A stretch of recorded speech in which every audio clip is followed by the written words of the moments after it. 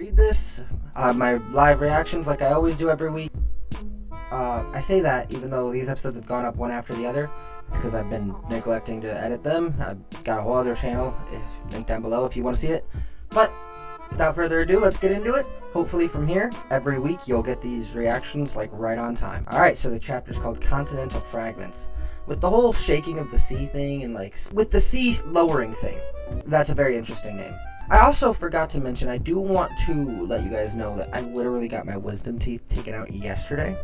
So if I sound a little weird or I look a little weird or anything like that, that's probably why. Yo, we're opening on Wano?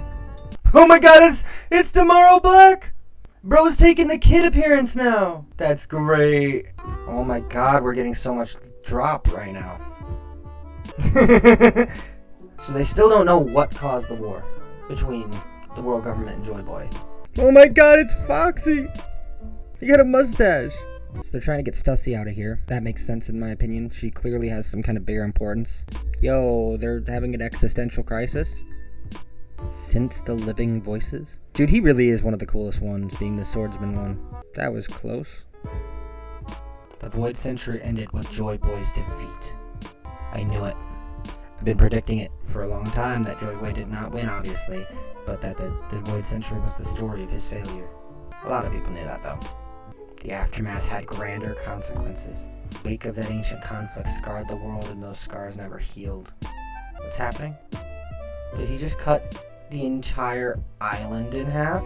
No way he just fucking did that! It's common knowledge to us now, but it wasn't like that 1,000 years ago! Yo, were they about to reveal that the Red Line was a man-made thing right now? The cataclysmic ecological disaster occurred during the Void Century. The ancient world was swallowed by the ocean, and we are now living atop the remnants. Yo! I've heard theories like this before, but this has massive implications. Oh my god. The One Piece is at the bottom of the ocean. The One Piece is at the bottom of the ocean. It has to be. With this revelation, it just makes perfect sense that the One Piece is at the bottom of the ocean. Bro, this is putting so many pieces together. This is massive. There were multiple vast continents. This is absolutely insane. This change in the world helps dude, this makes so much sense. Within the Void Century, everything went up by 200 meters. Oh shit, the prisoners are falling. So many people died. You can only imagine. In 100 years, 200 meters of water rose. It was a man-made calamity. Of course it was. This is massive. Alright, let's go over this step by step, alright? Because there's just so much here. It's mostly the one big thing, but there's... So first of all, I want to know how much Momo knows about Joy Boy. He clearly knows some because of Zunisha, but also the book, probably, that explained the One Piece, the log. I don't know. That one's not as interesting as half this other stuff. The fact we saw Tomorrow Black again is absolutely hilarious, and that he's changed who he's pretending to be to, like, the lesser version of Luffy is just...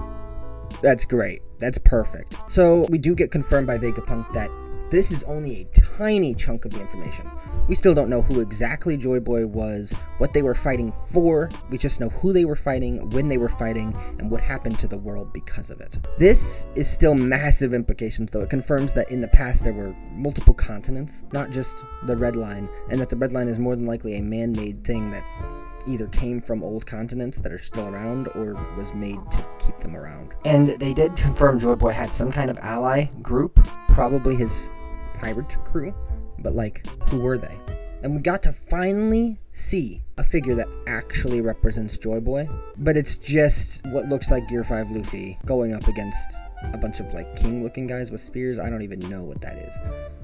I am extremely intrigued by the Joy Boy plot. I really want to know where this is going. Seeing Foxy again and his slight character design change is great. And they're on like a tiny little boat, just the three of them. I want to know the story there. The Straw Hats are taken off, not much to say about that. They're just on their way out, and they better be, dude. You wouldn't want to stick around at this point. This part I found really interesting, though, where we saw Stussy basically like questioning her life's purpose, wondering if she has anything left to live for just because the Stella's dead. And it's like, that's interesting, because she's not even one of the satellites, as far as we know at least. So why is she so hurt? Is it like her father who always gave her missions, basically? Like, she's never lived for herself? That's the vibe I'm getting from this, and I really want to see where Stussie's character goes with that. I think we're going to see her, like, become her own person. I do find it interesting, though, that we see Kaku alive and well reacting to this. Obviously, he's going to get out of here, I think, but I'm wondering if them two will have something together, like not a relationship or anything like that, but more like some kind of connection that helps Stussie get through it. Like,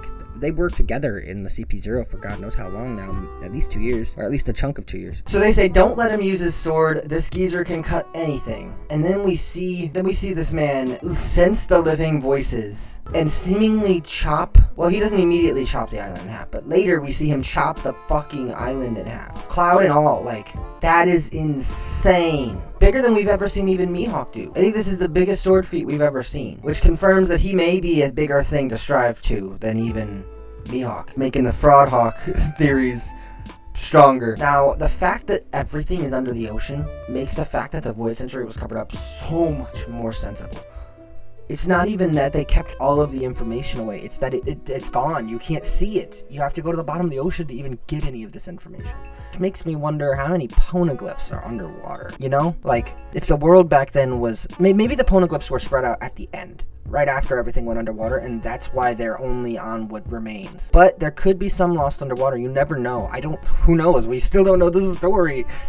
I'm so excited to hear the rest of it, dude. I'm so excited. I need to know how much more he's going to get to say. What's already been said has had massive world-changing implications to both One Piece and the way everyone can view it. Now, one thing I find very interesting that he says is that it wasn't like that 1,000 years ago, before the sea flooded. That everybody could just traverse freely, like gated off by the Red Line. He doesn't specifically name the Red Line, but it makes me think that the actual continents were not the Red Line. Like, that there were other continents all around the sea, and then they sunk underwater, and the Red Line was put there to stop everybody from being able to go anywhere. I find it interesting that we see Nojiko just to see her go tend to tangerines. Like, she don't even care about the world. She's just gonna go do her tangerine stuff. We basically get to see so many old characters. That's one of the coolest things about this news thing, I think, is that these last few chapters we've been going back and seeing everybody's reaction.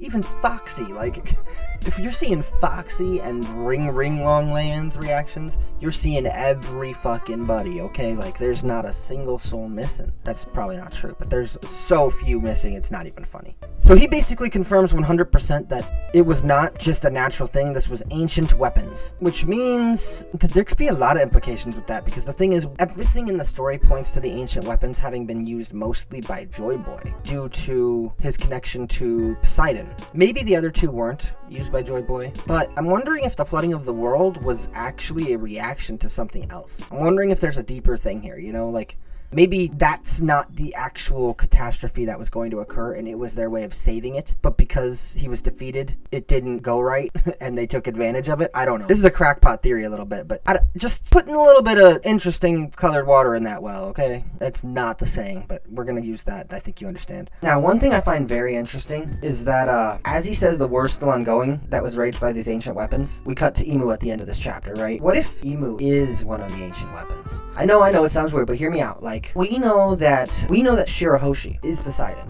We know that Pluton's a ship. It's not a person. But what if Uranus is a person? Or what if there's a fourth ancient weapon we don't know about? Or what if instead of ancient weapons by the same means we think of, they mean like an ancient power, like an ancient devil fruit or an ancient ability, that kind of thing?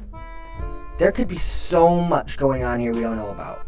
And I personally have always thought Imu was going to have some kind of water-related ability, and I'm only beginning more and more to lean towards that. I've heard a lot of devil theories out there as well, but the whole world was sunk in a man-made disaster, and there's the whole mystery of why devil fruit users can't go in the water, and there's this mother of the sea we've heard of, and Imu is literally Umi backwards. There's just a lot there that really goes in favor of Imu being some kind of water being that caused this, and that is what I'm theorizing so far, and I cannot wait to see if I'm right, because I feel like we're going to start getting answers pretty soon. Then we're going to go to Elbaf and getting a whole new arc, and then we're going to get more answers, and I think that's pretty much how the story's going to go from here on. I think we're going to see a lot more arc just go through their run, big answers to massive questions, big reveals that make us ask more questions getting in there, until eventually we get to the One Piece and we get the biggest answers we needed all along, and everything starts to make perfect sense. Every little dot. I'll be honest though, just this revelation alone puts so much more together. Like, the fact that we need the road poneglyphs is very clearly because it's not an island.